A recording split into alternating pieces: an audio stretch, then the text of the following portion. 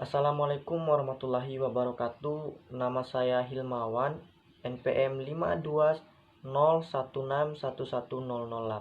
dari Prodi Hubungan Internasional.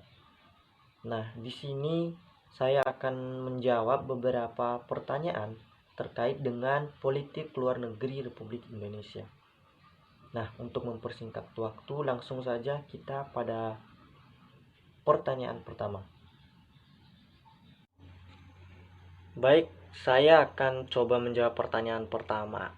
Nah, kondisi politik luar negeri pada masa Orde Lama menemui beberapa masalah karena melakukan berbagai konfrontasi dan keluarnya Indonesia dari keanggotaan Perserikatan Bangsa-Bangsa.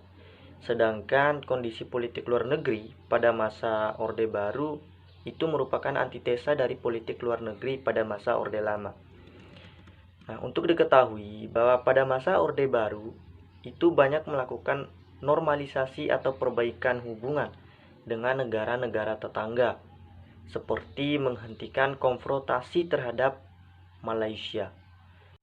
Dan pada masa itu juga Indonesia terlibat kerjasama regional ASEAN bersama dengan Thailand, Singapura, Filipina, dan Malaysia dalam rangka untuk memajukan kerjasama ekonomi dan budaya di antara negara-negara yang anti komunis.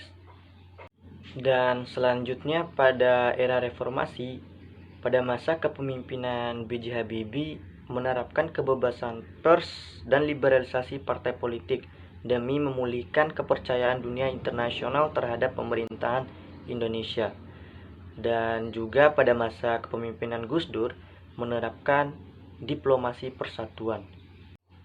Kemudian ada juga tantangan yang terkait dengan ranah filosofis postur politik luar negeri Republik Indonesia dalam mendorong kepemimpinan Indonesia dan penerjemahan atas prinsip politik luar negeri yang bebas aktif.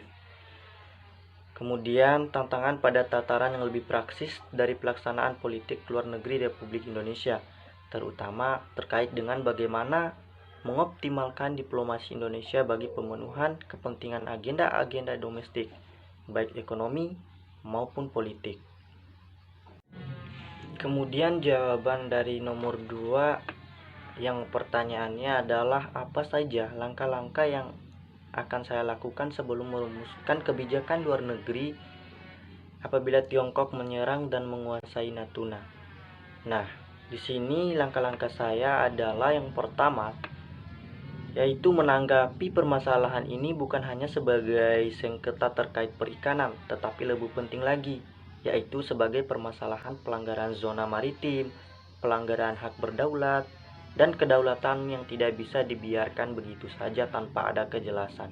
Kemudian yang kedua, melakukan protes diplomatik yang harus terus-menerus dilakukan dengan keras dan berkesinambungan selama Tiongkok tetap bertahan dengan klaimnya.